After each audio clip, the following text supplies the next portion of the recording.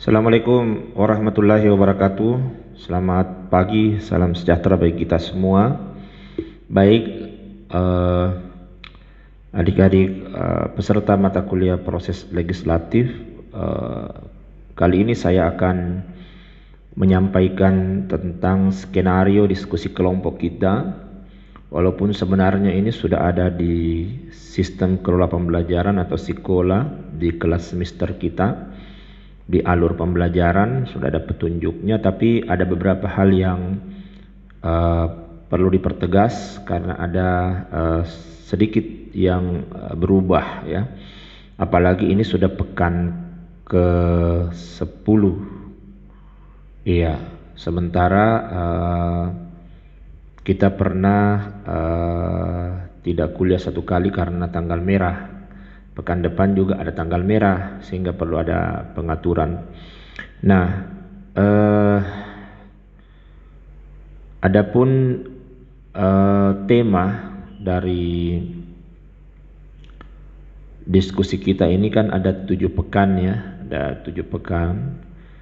Nah, diskusi pekan ke-9 itu temanya menganalisis berbagai kasus dalam penyelenggaraan pemerintahan sebagai akibat tidak adanya regulasi yang mengaturnya. Jadi bisa saja nanti berbeda-beda kasus-kasus yang diungkapkan oleh setiap kelompok. Kemudian ini kan ada 7 kelompok ya, jadi setiap kelompok itu melakukan analisa terhadap kasus-kasus tertentu. Jadi bukan hanya satu kelompok, karena kita ada 7 kelompok. Jadi tujuhnya membuat makalah menganalisis satu kasus, dan harapannya tentu kasus-kasus berbeda sehingga kita bisa memiliki wawasan yang luas. Kemudian di pekan ke-10 hambatan dan tantangan dalam pembuatan dan pelaksanaan regulasi dalam tata kelola pemerintahan. Ini juga dibuat oleh masing-masing kelompok. Sama dengan pekan ke-11, menganalisis naskah akademik aturan perundang-undangan yang tidak sesuai dengan kaidah-kaidah normatif. Jadi ini bisa saja dalam konteks undang-undang, bisa juga dalam konteks peraturan daerah. Walaupun memang kalau kita lihat dari undang-undang nomor 12 tahun 2011 tidak tegas dikatakan naskah akademik pada peraturan daerah. Itu hanya dipertegas di undang-undang untuk pembentukan undang-undang. Artinya setiap rancangan undang-undang itu harus memiliki naskah akademik, kecuali ada kecuali seperti RAPBN dan seterusnya. Tapi kalau perda itu kan boleh semacam naskah akademik. Tapi intinya bahwa tentu ada landasan-landasan di dalamnya. Ada landasan filosofis, landasan sosiologis, dan landasan yuridis. Nah, bisa berbeda dan harusnya berbeda setiap kelompok ya. Kemudian di pekan ke-12, ini faktor-faktor yang berpengaruh dalam proses legislasi di Indonesia. Tentu ada banyak kepentingan ya, karena kan begitu banyak kepentingan, apalagi negara kita ini negara yang luas, negara yang majemuk ya. Tentu ada banyak kepentingan, ada banyak aspirasi ya, dan itu harus diagregasi lalu diformulasi ke dalam aturan perundang-undangan. Nah, tentu kepentingan-kepentingan yang berbeda ini harus dicari titik-titik optimumnya, dan kemudian tidak boleh tentu keluar dari nilai-nilai filosofis yang ada pada dasar negara kita, ideologi negara kita. Karena ya materi muatan itu tidak boleh bertentangan dengan nilai-nilai Pancasila, tapi tentu tetap mengakomodir seluruh kepentingan stakeholder yang ada terkait dengan aturan perundang-undangan itu. Nah, itu menjadi sesuatu yang tentu berat ya, sehingga ya nanti silakan dianalisa, itu dikemukakan di dalam makalah setiap kelompok. Kemudian pekan ke-13, nah ini pentingnya harmonisasi pembentukan peraturan perundang-undangan serta partisipasi dan pengawasan publik dalam pembentukan undang-undang. Jadi kan perlu ada harmonisasi, kan ada memang alat kelengkapan yang kemudian diberi tugas untuk melakukan pengharmonisasian. Karena kan kalau kita bicara undang-undang itu rancangannya bisa dari DPR, dari DPD dan dari Presiden. Bagaimana melakukan harmonisasi itu penting. Kemudian tentu jauh lebih penting adalah partisipasi dan pengawasan publik dalam pembentukan undang-undang. Karena untuk siapa itu aturan? Tentu untuk manusia yang hidup bermasyarakat. Dan untuk menjadi political instrumen pencapaian tujuan bernegara. Bukan untuk kepentingan kelompok saja, golongan saja atau parpol tertentu saja. Kemudian selanjutnya pekan ke-14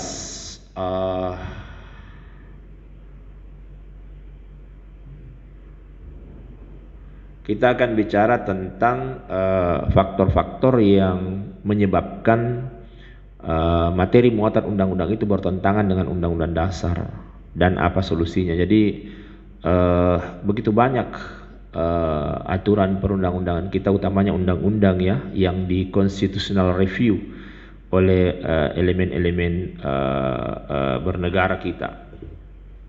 Dalam hal ini masyarakat atau kelompok-kelompok masyarakat melakukan judicial review, constitutional review ya terhadap undang-undang. Begitupun dengan undang-undang terhadap aturan di bawahnya. Jadi banyak juga yang melakukan judicial review.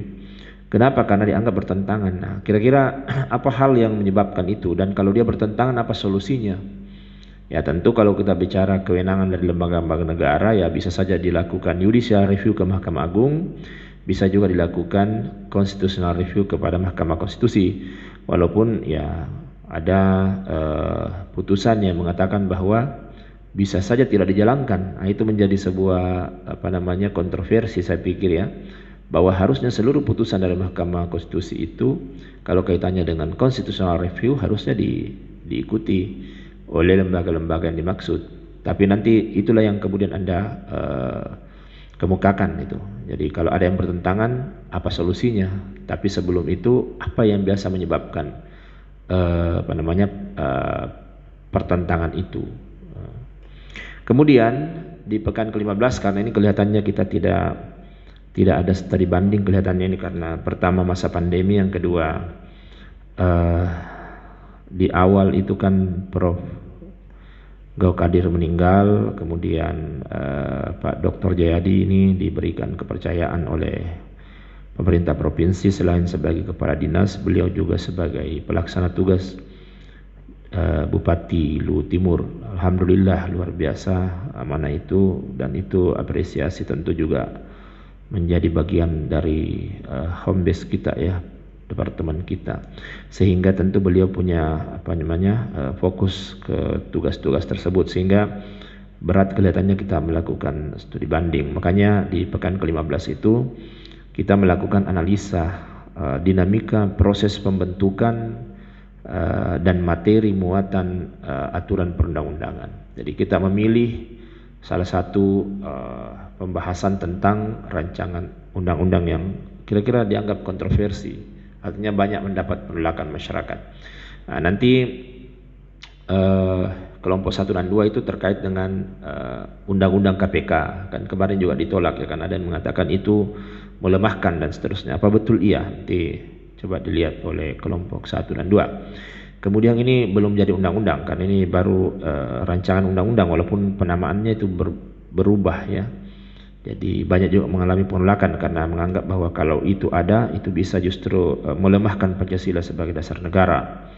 Kemudian tentang anggaran penanganan pandemi, ini juga menuai kontroversi. Kenapa? Karena banyak yang mengatakan ini memberi ruang untuk terjadinya penyalahgunaan, karena tidak bisa tidak bisa diproses secara hukum misalnya. Jadi silakan nanti dilihat.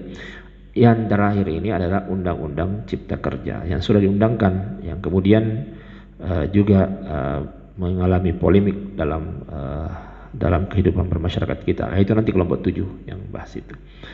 Nah, kira-kira itu temanya. Kemudian bagaimana strukturnya? Jadi strukturnya ini ya silakan Anda melihat ya struktur penulisan artikel di jurnal ilmiah baik itu nasional maupun internasional. Jadi buat seperti itu strukturnya ya. Jadi nanti dilampirkan itu di makalahnya tentang tata cara penulisan di jurnal tersebut. Ikuti itu. Kemudian jangan ada plagiat di dalamnya. Jadi sumber-sumber dari tulisan Anda itu harus ada di daftar pustaka. Kemudian tentu ada 4 hal di dalam yang harus dibahas ya. Konsepnya seperti apa, kaitannya dengan judul yang Anda pilih.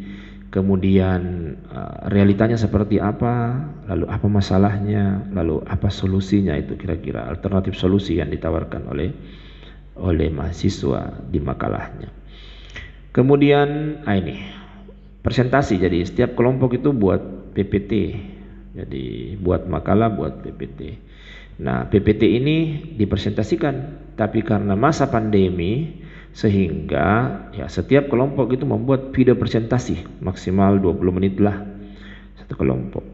Jadi buat video presentasi. Nanti bagaimana caranya, apakah via Zoom lalu kemudian ini atau bagaimana, pasti Anda lebih kreatif untuk itu. Buat video presentasi. Kemudian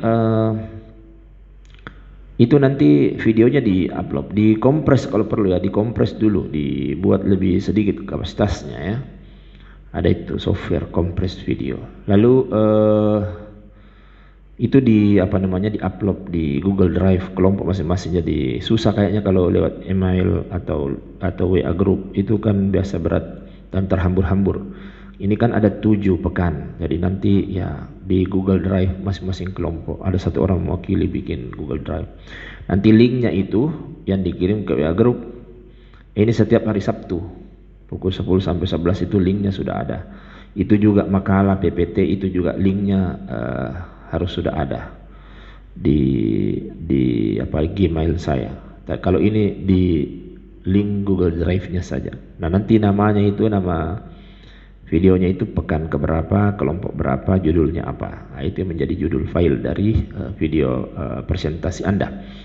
Nah, video-video yang dianggap layak itu yang akan diupload di YouTube pembelajaran kita, ya. Nah, PPT dan makalahnya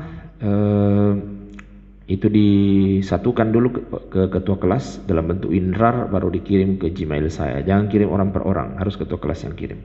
Setelah dibuat dalam bentuk WinRAR. Ini setiap pekan, hari Sabtu 10 sampai pukul 11. Nah, ketua kelas harus mencatat kelompok-kelompok yang tidak mengumpulkan file di dokumentasi itu. Nanti saya akan tanyakan nanti untuk menginput di daftar nilai. Tapi karena ini sudah pekan ke-10 dan tidak mungkin besok ya karena berat. Jadi untuk makalah, PPT dan video presentasi pekan ke-9, 10 dan 11 itu tetap dibuat, tapi deadline-nya nanti di hari Sabtu depan. Bukan Sabtu ini, Sabtu depan. Ini kan tanggal 20 berapa ini? 23. Berarti 24. Berarti mungkin tanggal 1 ya. Nanti hari Sabtu depan. Itu kemudian baru deadline untuk pekan ke-9, 10 dan 11. Kalau pekan ke-12 dan seterusnya itu sesuai dengan deadline-nya, Sabtu pada pekan itu. Ya. Baik, nanti kita akan Zoom sebentar ya. Nanti tanyakan kalau kurang jelas. Kemudian di sekolah seperti apa? Jadi intisari makalah itu tetap diketik di sekolah sesuai pekannya. Kalau kita Zoom pada pekan itu tidak mungkin mini Zoom karena lewat pekan ke-9, pekan ke-10 juga tidak mungkin Zoom-nya terkait dengan makalah karena pasti belum buat. Nanti pekan depan juga tidak Zoom karena libur, berarti Zoom-nya nanti pekan ke-12, 12, 13, 14, 15. Karena sekarang ini pekan ke-10. 11 libur, berarti 12, 13, 14, 15, 4 pekan. Kita akan Zoom kaitannya dengan diskusi. Dan nanti kalau Zoom, ada mahasiswa yang akan saya tunjuk. Dan itu menjelaskan intisari makalahnya. Itu ditunjuk secara purposif, nanti akan dipilih siapa. Kemudian nanti juga setiap kelompok menyampaikan satu pertanyaan terkait dengan tema diskusi. Nah, nanti pertanyaan itu dijawab di sekolah, di menu forum internal group. Nanti sebentar kalau Zoom saya akan perlihatkan ya. Oke, baik, saya pikir itu penyampaian dari saya. Adik-adik, terima kasih. Assalamualaikum warahmatullahi wabarakatuh.